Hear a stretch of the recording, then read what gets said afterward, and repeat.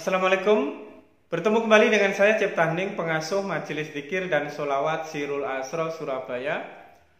Pada kesempatan kali ini saya akan membahas tentang dahsyatnya prasangka kita kepada Allah, kepada Tuhan, akan mempengaruhi sangkaan kita dan prasangka kita kepada segala sesuatu, termasuk kepada keadaan dan kehidupan yang akan kita alami. Untuk itu, kita simak video selanjutnya.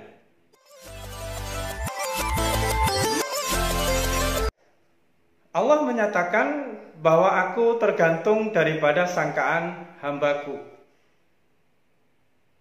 Apabila kita menyangka Allah itu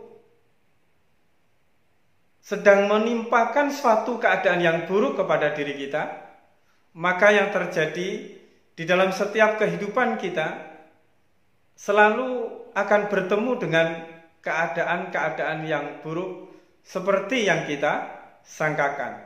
Apabila seseorang itu berprasangka buruk kepada Allah, meskipun dia menerima nikmat, menerima kebaikan-kebaikan yang berlimpah dari Allah dan dari semua keadaan yang dia alami di dalam kehidupannya, keadaan-keadaan yang baik tersebut, keadaan-keadaan yang penuh dengan nikmat tersebut tidak mampu membuat dirinya bersyukur kepada Allah, tetapi justru semakin dia menerima nikmat, semakin dia dikaruniai keberkahan dan kebaikan yang berlimpah dari Allah dan dari keadaan, maka semakin hauslah dia, semakin laparlah dia, semakin kuranglah dia, sehingga yang timbul di dalam hatinya adalah rasa selalu kekurangan, selalu melihat bahwa dirinya masih diberi anugerah dan kenikmatan yang kurang dari orang-orang di sekitar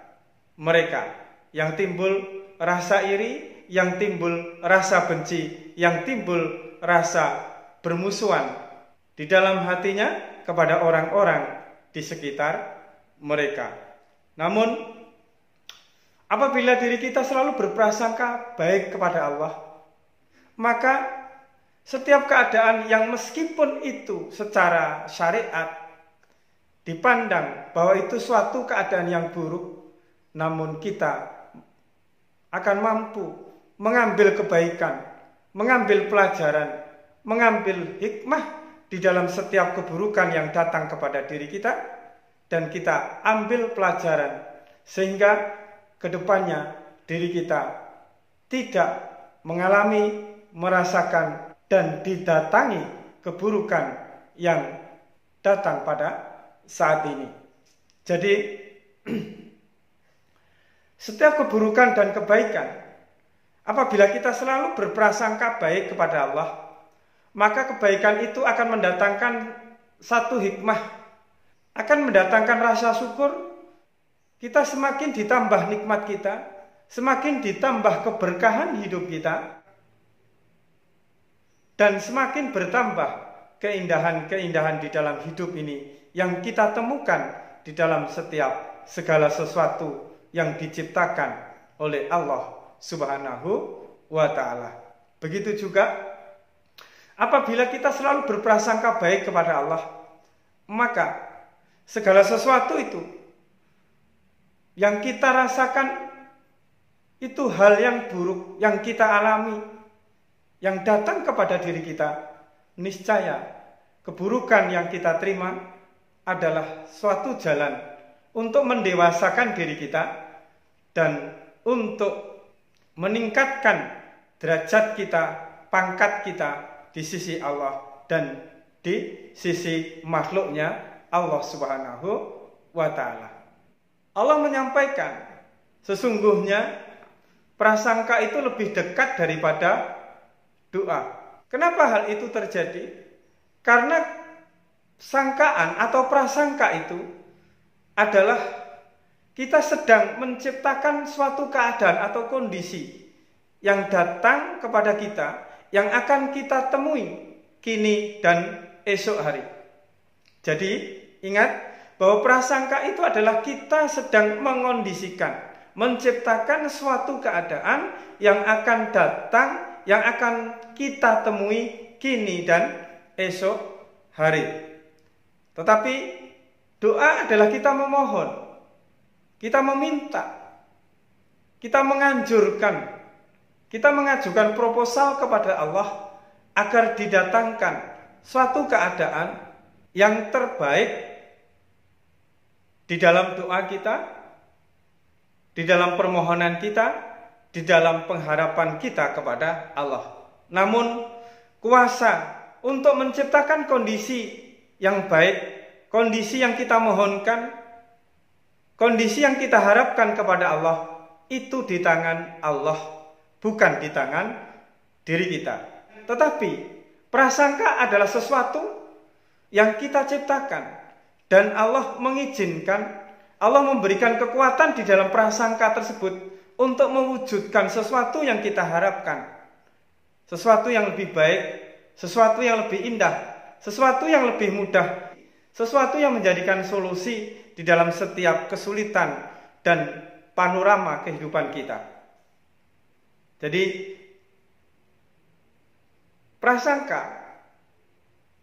adalah menciptakan suatu keadaan, dan Allah telah memberikan kekuatan, kekuasaan menjadi al-wakilu di dalam prasangka tersebut, sehingga kita mampu menciptakan suatu kondisi seperti yang kita harapkan. Berbeda dengan doa, kita menyerahkan permohonan kita kepada Allah, dan hanya Allah yang mengabulkan. Maka itulah yang dinamakan bagaimana prasangka itu jauh lebih dekat daripada doa. Untuk itu, kadang kita berlomba-lomba memperbanyak doa, memperbanyak permohonan, memperbanyak harapan kepada Allah.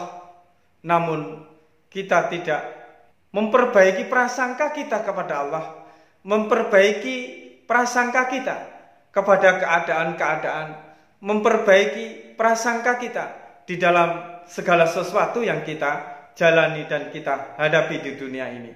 Seringkali kita memohonkan perbaikan ekonomi di dalam kehidupan kita, kesembuhan penyakit yang kita derita,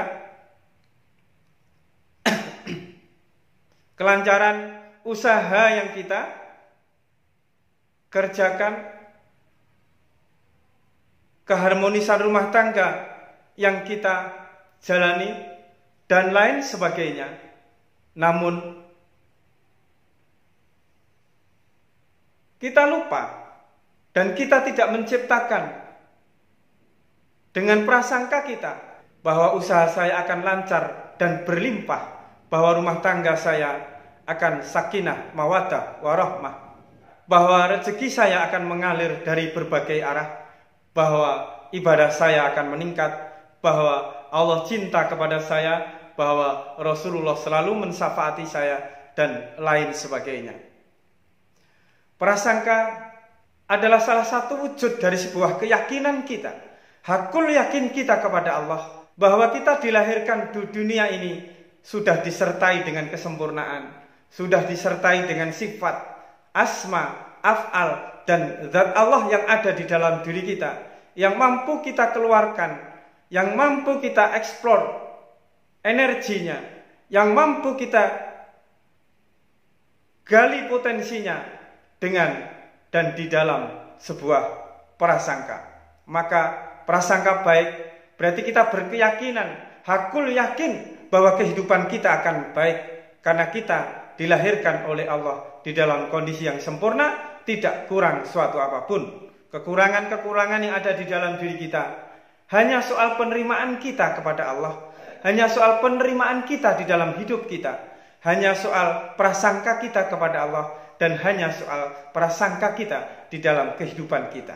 Prasangka dan doa, apabila kita bandingkan, maka doa itu seakan-akan kita masih memohon kepada Allah, seakan-akan ada yang kurang di dalam kehidupan kita, dan seakan-akan kita belum sempurna kejadian kita, sehingga masih memohon, sehingga masih meminta, sedangkan kelahiran kita sudah disertai sifat asma, af'al, dan zatnya yang meliputi kehidupan kita, jasad dan batin kita. Lalu bagaimana Tat? Ada sebuah pernyataan yang mengatakan bahwa apabila seseorang itu tidak berdoa, mereka adalah termasuk orang-orang yang sombong. Benar. Orang-orang yang tidak berdoa kepada Allah adalah orang yang sombong. Karena orang yang tidak berdoa pada hakikatnya adalah orang yang mengandalkan dirinya sendiri. Bahwa dia mampu, bahwa dia ini, bahwa dia itu. Bahwa dia bisa dan lain sebagainya. Berdoa tidak hanya sekedar kita memohon kepada Allah. Berdoa adalah bagaimana mengaplikasikan sebuah permohonan itu menjadi amal ibadah, menjadi pekerjaan, menjadi perbuatan, usaha dan ikhtiar yang nyata di dalam kehidupan kita. Sehingga dan sampai pada satu titik kita lupa bahwa kita sedang memohon kepada Allah. Karena doa kita telah terwujud di dalam usaha, telah terwujud di dalam ikhtiar. Saya di sini tidak menganjurkan untuk tidak berdoa, tetapi saya membandingkan antara doa dan prasangka. Prasangka itu adalah sesuatu yang tidak terucap oleh lisan kita. Prasangka itu ada di dalam hati kita. Apabila hati kita berprasangka dan dia tidak keluar kepada lisan, maka hati kita jauh lebih dekat kepada Allah. Dan apabila prasangka itu cukup di dalam hati, tidak keluar dalam bentuk lisan dan ucapan, maka prasangka itu jauh lebih dekat kepada Allah. Karena prasangka itu hanya di dalam hati dan Allah hanya melihat hati. Sedangkan di dalam kita berdoa sendiri, kadang kita lebih percaya kepada lisan kita daripada hati kita.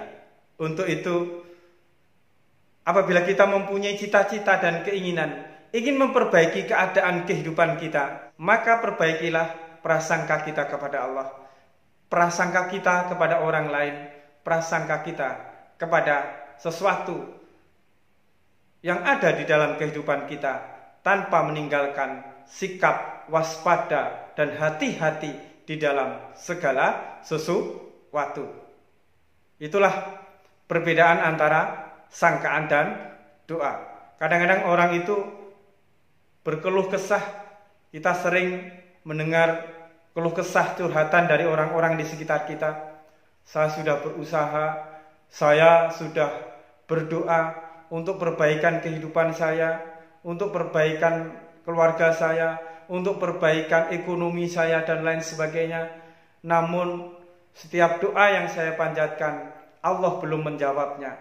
Hal itu terjadi karena setiap doa yang kita lakukan, malamnya kita berdoa kepada Allah, semoga besok rezeki saya berlimpah.